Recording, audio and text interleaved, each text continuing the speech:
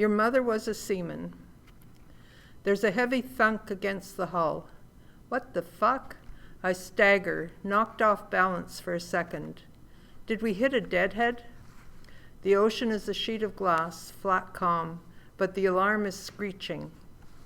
We're not long gone from the Seaman dock in North Vancouver, and I'm beyond beat. These are the 70s. Women are just breaking into male-only workplaces. Discrimination against women is the norm, and sexual harassment is yet to be acknowledged. I'm the first woman to work on every tug I've shipped out on so far. We're heading down the coast for 3 weeks, towing 3 barges of salt for San Francisco and Los Angeles. The stores are loaded. I lugged them myself from dock to deck, then stowed them. The vegetable cooler is up a shaky ladder on the top deck, then cooked and fed the crew. It's hard work, but if you want to do a man's job, blah, blah, these guys should try waitressing in a cocktail lounge at a trucker's bar in a miniskirt. All I want right this minute is to get settled into my bunk and open a book. Got a lecture from the chief engineer on where he always sits at the galley table, how his fork and his knife should be set, and condiments placed for him. Then when the crew was eating, I had to listen to the usual. Never had a woman cook before. It's bad luck to have a woman aboard. Years later, I would find out that for male cooks, the crew loaded stores, stowed them, and washed the galley deck. Never happened for me. But that's another story. The only interaction I have with the guys is serving them food. Their conversation is between themselves, and since I know nothing about tugboat engines or screwing women, I don't attempt to contribute. The saying on the boats was, all the boats get sailed in the pub, and the women get laid on the boats. The deckhand, Cyril McCormick, is screaming, "Get yous up on deck!" So I guess I'll drag myself up the steep stairs to the deck. Our cabins are below the waterline, and find out what's going on. Holy shit. We're socked in by fog so dense, I could probably touch the ocean before I could see it. Our tug, Seaman Monarch, is up against and sliding under this huge gray mountain of a ship. I can barely make out a row of heads peering over the side looking down at us like a row of ants. Major commotion on our wet, slippery deck. Skipper is yelling orders, engineers are shouting back and forth, bobbing up and down from the engine room. She's got a hole in the hull. We're taking on water.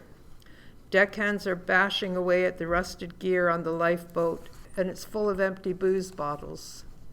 Cursing and swearing, Skipper yells at me, "Dump the booze!" I run to the galley, grab cases of beer and wine bottles, and chuck them overboard. They sink with barely a splash. The 3 barges we're towing are not visible in this dense fog. I'm barefoot and shivering on deck. Is this it? I'm going to go glug, glug, glug out here in the middle of nowhere? A cold, gray, miserable death? No gathering of loved ones, no final deathbed scene, no farewell to my kids and last-minute words of wisdom. This was supposed to be a good trip, 3 weeks of good pay, kids in Alert Bay with my sister. The Seaman Monarch is old but ocean-going and seaworthy. Captain, aka Skipper, is Norwegian with a long history of sailing deep sea. So much for all of that. We hear the boat engines bring in the distance. Now they're coming closer. It's the Coast Guard, U.S. So we're on the U.S. side of Cape Flattery, off the southern tip of Vancouver Island. Coast Guard pulls alongside.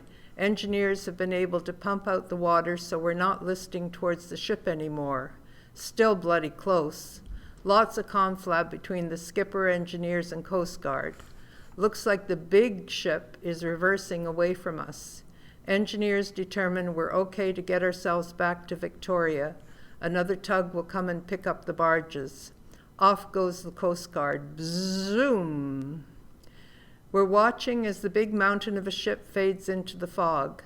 Are we in the clear? I'm not happy that the Coast Guard left so fast. Now what? Our tug is sinking from the stern.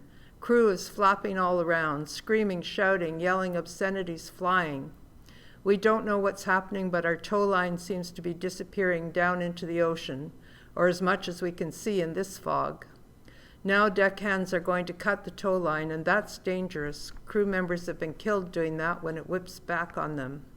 Anyway, they do cut it, and we're afloat again, and no one's dead. Yet.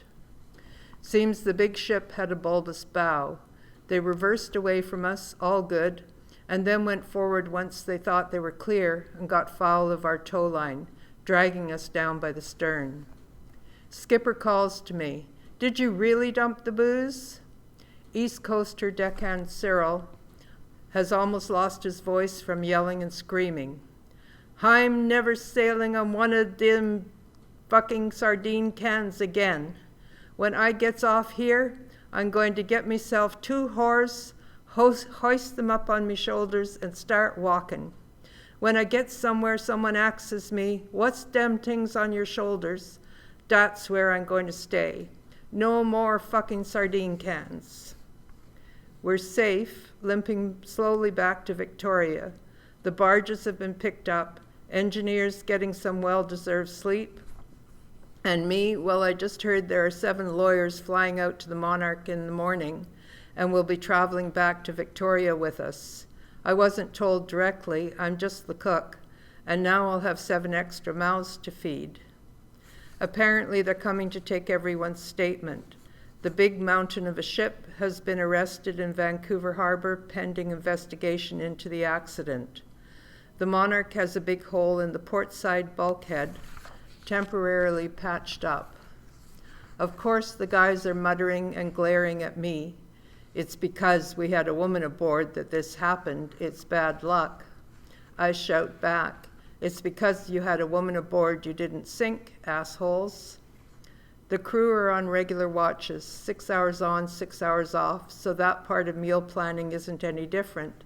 But now that the lawyers are here, I never know whether 1 or 7 lawyers will be at a meal.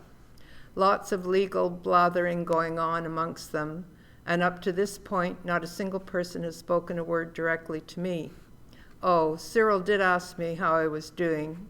I think I'm in shock, still functioning, but I feel completely invisible apart from shoveling food at them. I'm waiting to be asked for my statement. Nope. We get to Victoria and slide into the dock. Lawyers all leave as quickly as they appeared, and we continue on to Vancouver. It's late evening as we pull into the dock at Seaman. Such a relief. We made it. Tommy McGrath, the union president, is on the dock. I'm so glad to see him, initially. However, he's come to tell us we cannot leave the Monarch until the morning. We've been ordered to stay aboard overnight. I'm arguing the point to no avail. I wasn't even considered a crew member. No one spoke to me. I didn't have to give a statement, but now I can't go home? I considered jumping ship. They'd probably not want breakfast, so wouldn't notice if I was gone. But I don't want to jeopardize myself with the union boss, so I comply, not happily. I'm off and running as soon as possible in the morning along with the rest of the crew. We don't even talk to each other. I get home and lie on my couch shaking. Phone my sister and my kids in Alert Bay. It's good to hear their voices. I stay huddled on the couch shaking until 3 days later, the skipper, Cyril, and myself, and a new crew sail from the same dock on the same tug, Seaman Monarch, hastily repaired with a patch on the hull. We're off down the coast again, towing 3 barges to San Francisco and Los Angeles.